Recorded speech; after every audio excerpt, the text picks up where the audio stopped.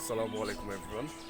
Today we'll learn about despite, in spite of, though, although, and even though. So let's stop beating around the bush. The differences between though, although, and despite, in spite of is not that much complicated to understand. So stick with us. এখন দো although এগুলো আসলে ব্যবহার হয় adverb clauses এর সাথে। Clause কি? Clause হচ্ছে একটা গ্রুপ অফ ওয়ার্ড যেখানে একটা সাবজেক্ট থাকবে এবং একটা ভার্ব থাকবে। সো এই তিনটা দো অলদো ইভেন দো এগুলো আসলে ব্যবহার হয় কন্ট্রাস্ট বোঝাতে। So in general what does that all mean? এখন একটি এক্সাম্পল দিয়ে যদি জিনিসটা ক্লিয়ার করা যায় তাহলে বোঝা সহজ হবে। যেমন প্রথম সেন্টেন্স দেখতে পাচ্ছি, আসলে একটি বড় মোটামুটি একটা লং সেন্টেন্স থাকতে হবে। যেমন প্রথম সেন্টেন্সটা দেখুন, although the exam was challenging, I think I did well. So এখানে দুটি ক্লজ দেখতে পাচ্ছি আমরা, the exam was challenging and I think I did well. So একটা although or even though একটি ক্লজের সাথে থাকবে এবং আরেকটি ক্লজ যেটা ইন্ডিপেন্ডেন্ট আলাদাভাবে থাকবে। যেমন I think I did well, independent এখানে মানে কারণ কোনো কিছুর সাথে রিলেটেড না, মানে এটি একাই স্বাধীনভাবে একটি সেন্টেন্স মেক করে। whereas although the exam was challenging, এটা বলার পরে এটাতেই আপনি কিন্তু সেন্টেন্স শেষ করতে পারবেন না, এটার সাথে কিছু একটা লাগবে। I mean something is missing, you know, that although the exam was challenging, then what? Although the exam, যদিও এক্সামটা কঠিন ছিল, I mean you cannot finish here, okay? So basically we can see that though, although, even though এগুলো আসলে একটি long সেন্টেন্সে বসে দুইটি ডিফারেন্ট আইডিয়াকে আলাদা করে ডিফারেন্সিয়েট করে, দুইটার মধ্যে কন্ট্রাস্ট বোঝায়। সো এরপর আসছে ডিসপাইট অফ, ইনস্পাইট অফ। এগুলো আসলে কি? এগুলো এক কথায় প্রিপোজিশনস। এই প্রিপোজিশনগুলো আসলে একটি ফ্রেজের সাথে ব্যবহৃত হয়। What is a phrase? Phrase আসলে একটা গ্রুপ অফ ওয়ার্ড, বাট এখানে আসলে সাবজেক্ট এবং ভার্ব একই সাথে থাকবে না, শুধু সাবজেক্ট থাকবে, আই মিন নাউন থাকবে, অথবা শুধু ভার্ব থাকবে, অথবা নিদার। যেমন জিরান্ডে কিন্তু সাবজেক্টও থাকে না, ভার্বও থাকে না। প্রশ্ন করতে পারেন ডিফারেন্স কি? আই মিন দো অলদো ডিফারেন্স কি?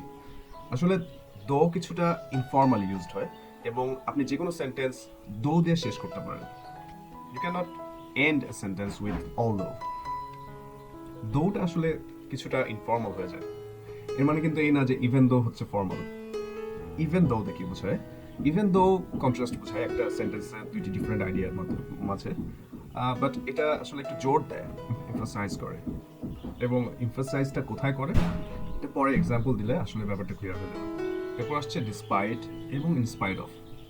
দুইটা একইভাবে কাজ করে, but some people make mistakes mixing both of them up. How? Despite অনেকে ইউজ করে ইন ডিসপাইট অফ, আর despite of, I mean mix করে ফেলে, দুটি আলাদা রাখতে হবে। Despite then your phrase, in spite of then your phrase. Let's look at the examples.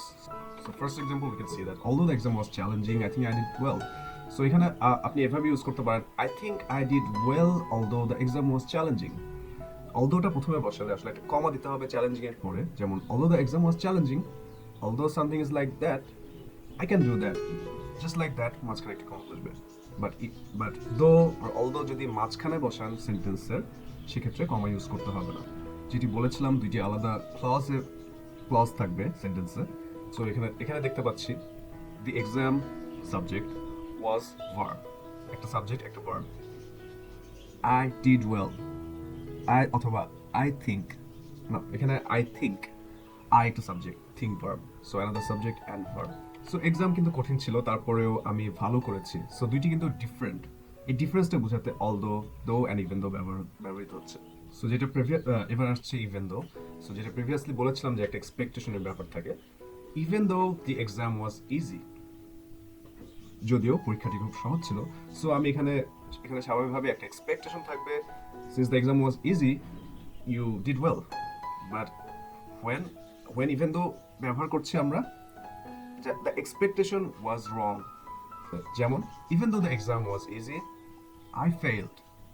But what did you expect? Exam easy হলে তো পাস করে যাব বা ভালো করব। But it's not the case here. Even though the exam was easy, I failed. even though I was so sick that I was lying on bed, but I attended the exam anyway. এরপর আসছে দো কখন লাস্টে বসে sentence. You cannot use although at last of the sentence. The exam was difficult. That's it, একটা সেন্টেন্সের independent clause, মানে part শেষ, কমা I did well, comma, though. এরপরে next, despite of and in spite of. So let's look at the first sentence. Despite his best efforts, the man just couldn't succeed. He's trying and trying, but just couldn't make it. We can see despite একটা ফ্রেজের সাথে ব্যবহৃত হচ্ছে। Despite his best efforts, এখানে কিন্তু কোনো verb নেই, একটা phrase. এই সেন্টেন্সটা আমরা এভাবে লিখতে পারতাম। The man just couldn't succeed despite his best efforts. Same meaning. Another way we can use despite is with gerund. We talked about it earlier. Gerund. What is that? It's where we use a verb with its ing form. It doesn't need to be necessarily a verb. It's used as noun. So how did we use that? Despite being on time to the lecture, we were not admitted. So এরপরে আসছে in spite of. As we have said that despite and in spite of basically works in the same way and they refers to the same meaning. So in spite of his best efforts, despite his best efforts, same meaning. So we can use either one. Now what is the actual differences? As I have said, although, though, even though works with clauses, and you see here despite and in spite of basically works with phrases. So I really hope that it helped you out.